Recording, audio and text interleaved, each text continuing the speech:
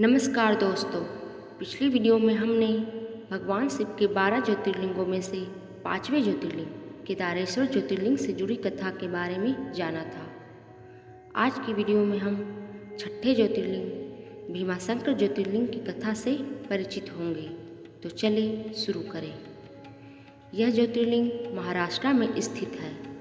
पूर्व काल में भीम नामक अत्यंत बलशाली दैत्य हुआ। भीम की माता का नाम करकटी था। वह अपनी माता सहित सहाय नामक पर्वत पर रहता था।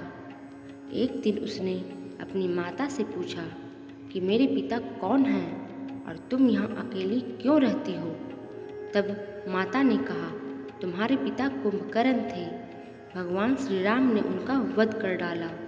इस तरह उसने भीम को पूरी कथा सुनाई।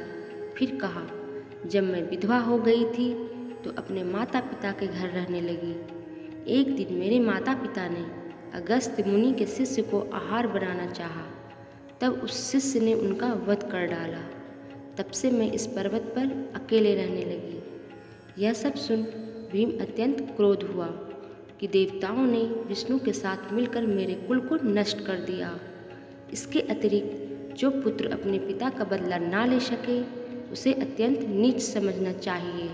अतः उसने देवताओं से पिता की मृत्यु का बदला लेने के लिए कठिन तप करना प्रारंभ कर दिया। भीम के कठिन तप के कारण तीनों लोग जलने लगे। तब सभी देवता, ऋषि मुनि आदि ब्रह्मा के शरण में गए और बोले, हे ब्रह्मा जी, भीम अपने पिता का बदला लेने के लिए उग्र तप कर रहा है। आप उसे वरदान दे दें ताकि उसके तप से तीनों लोगों की रक्षा हो सके। वैसे वर प्राप्ति होने पर भी वह हमें दुख देगा ही, पर यदि वर नहीं दिया तो हम उसके उग्र तप से पहले ही जलकर भस्म हो जाएंगे।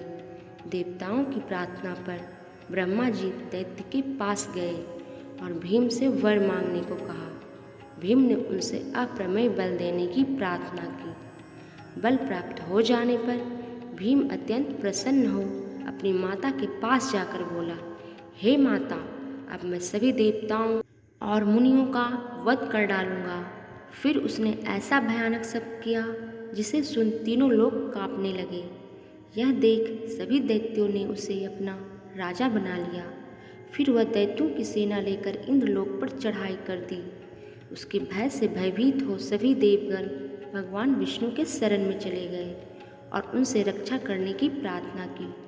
तब विष्णु जी उन्हें साथ लेकर उस दैत्य से युद्ध करने आए। विष्णु जी ने अनेक अस्त्र का प्रयोग किया पर उसे कुछ नहीं हुआ।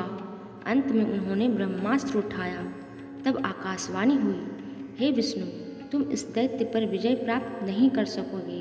अपने लोक में लौट जाओ। इसका संहार भगवान शिव करेंगे।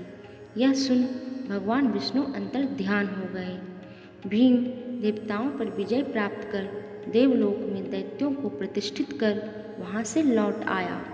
तब ब्रह्मा जी, विष्णु जी तथा सभी देवगण भगवान शिव के शरण में गए और उनसे सब वृत्तांत कह डाला।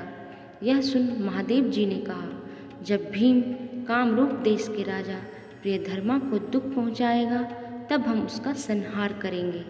एक दिन भीम ने सोचा कि यदि शिव जी रामचंद्र को अपना बाण ना देते तो वह मेरे पिता को नहीं मार पाता। अतः वह भगवान शिव को ही नष्ट करने का उपाय करने लगा।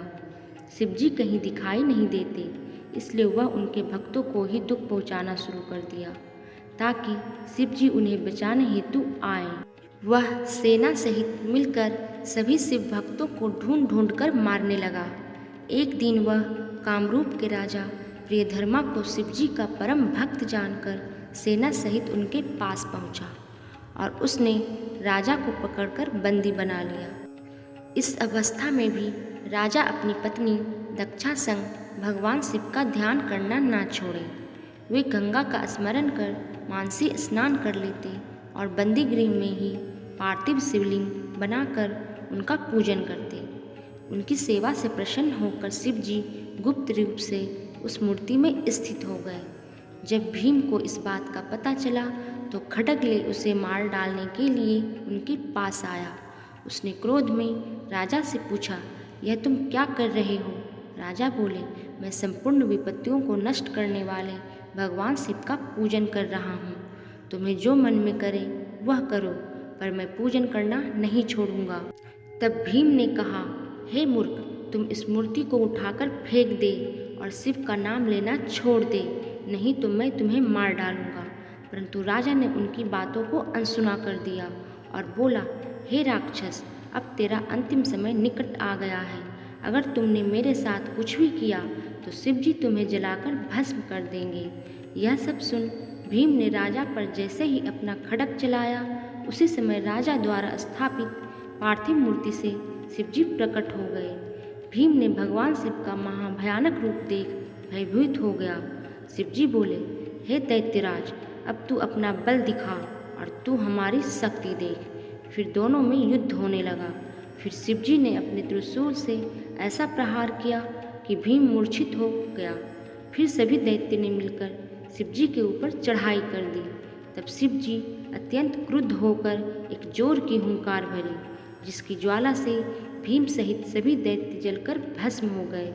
फिर सभी देवगण ने शिवजी से प्रार्थना की, हे प्रभु, आप इस स्थान पर अपने पूर्ण अंश से विराजमान हों। उनकी प्रार्थना को स्वीकार कर भगवान शिव उस स्थान पर ज्योतिर्लिंग रूप में स्थापित हो गए।